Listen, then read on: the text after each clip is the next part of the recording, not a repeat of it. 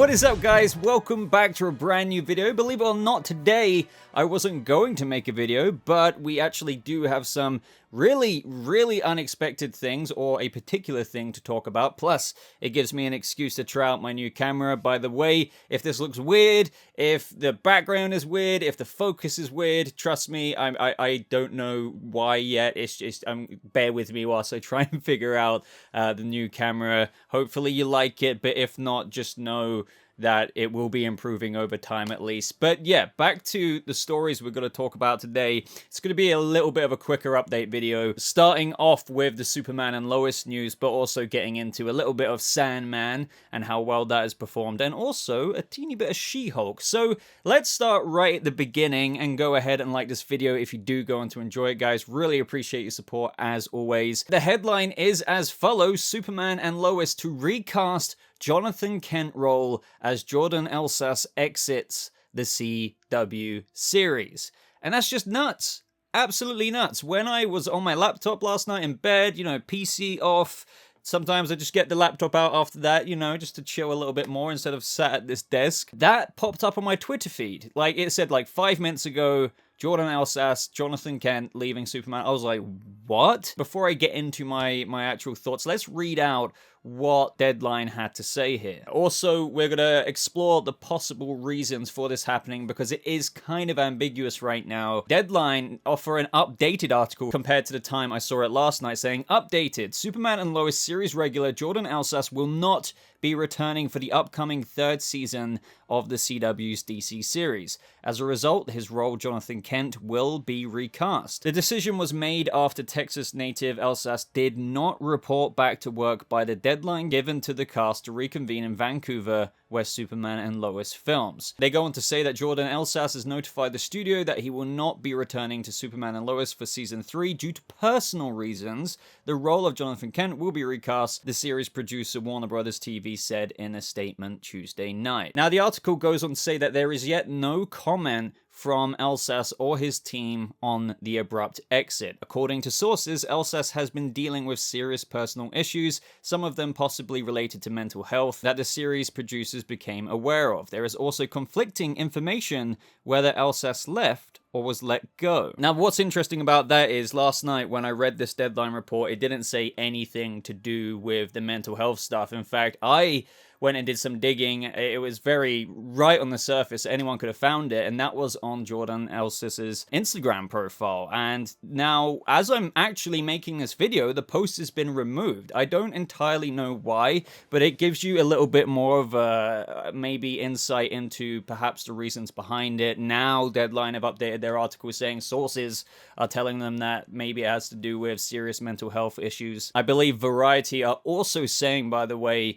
that supposedly it has nothing to do with a workplace issue either, according to sources close to the production. So apparently nothing to do with any beef or drama in between set stuff. And last night when this broke and I was tweeting about it, I posted that because everyone was wondering what was going on, and I was thinking, well, this was posted back in June. In this post, he says that he's been struggling recently with a number of things, all pretty much revolving around mental health and well-being, and that he's heading to a facility for a month to try and get his mental health back on track and get the tools he needs so he can help himself. He even discusses going back to Superman and Lois season 3 by saying, I barely have any time home to spend with my family and friends before I go back for season 3 of Superman and Lois. So at least as of June 22nd, like, this was all a part of the plan. So, you know, self-care is the most important thing. I'm not saying that is the sole reason behind this. We still don't definitively know.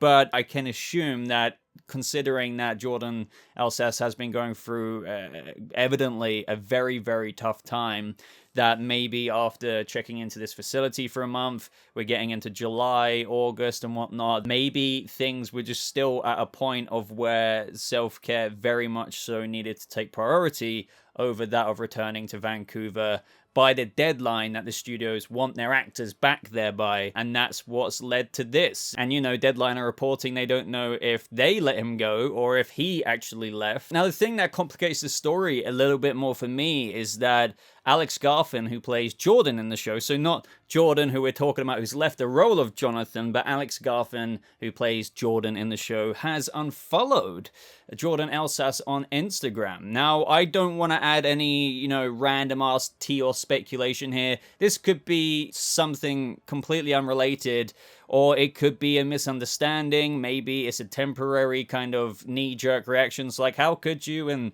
I don't know, maybe they don't really know the full reason. Alex doesn't know it behind it. Again, I'm already speculating. It's impossible to know. It's just, it was a bit strange when, I found that out last night. I was like, really? Like, what's going on there?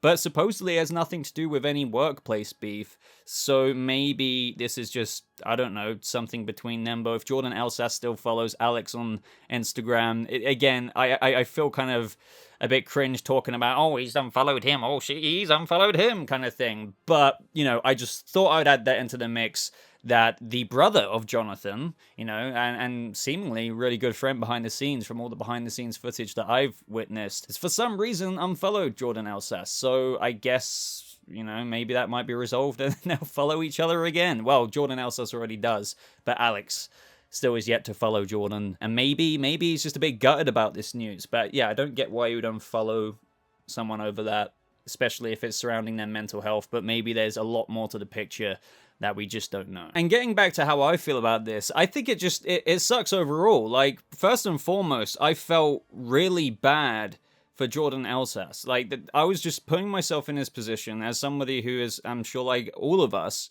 struggled severely, myself at least, with mental health. I could only imagine emulating myself into a position where I work on a show like Superman and Lois, frickin' Tyler Hoechlin, Clark Kent, Superman is my dad. And again, we don't know this for sure, but let's just say maybe it's got something to do with the mental health aspect that, Jordan Elsass went into a facility not too long ago and whatnot. And, imagine that, yes, self-care is the most important thing, but how hard it must be and what a sacrifice that must be to kind of be like, yeah, I can't return because what's going on with me. It's the most important thing ultimately, but I just feel really gutted for him. And also, like, he was so good as Jonathan Kent over the past 2 seasons. I really came to love both brothers. Actually, Jonathan was my favorite at first, but then I really did like Alex's Jordan in the show as well, as he got on with some awesome Superboy moments. But Jonathan, I feel like, was always there was something a bit more relatable about the fact that he wasn't the one with superpowers. None of us have superpowers. He was his mother's son, so to speak. And I don't know, I just feel like a lot of us really enjoyed Jonathan. And then you have posts from Entertainment Weekly, who spoke with Superman and Lois showrunner Todd Helbing about his plans to bring Jonathan Kent more into the central focus in season 3, but now that's going to be happening with another actor in the role. But Entertainment Weekly went on to say, we certainly want to fold Jonathan into the more superhero stories, Helbing previously said. What Clark says to him about the Kryptonian tech, you could take that in many different ways, so we'll see which road we ultimately go down. I have 4 brothers, and everybody on our staff has sort of similar experiences, so it's fun to play that brother dynamic. Sometimes siblings are best friends, sometimes they're at odds, but for the most part, what we love about Jordan and Jonathan is that they have each other's back and that they're not jealous of each other. We'll continue to have that dynamic for sure in the show.